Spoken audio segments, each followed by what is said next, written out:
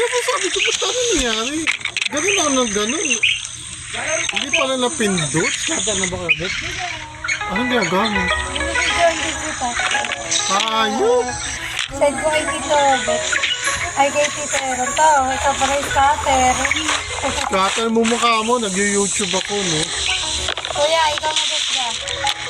Like, no? Ay, ko sa Tito Eron sa GC. Tapos mag-asaran kayong gawin. Wala, nag-resign siya dyan, nag-leave siya dyan. At ko nga ulit. Kung mong pakiyad, baka gulping kita, mag-asin ko na. Pag ako di binigyan ng pambayad na kuryente, lagot ka kay Kuya Bobo. Ako pa rin paano magbabayad niya.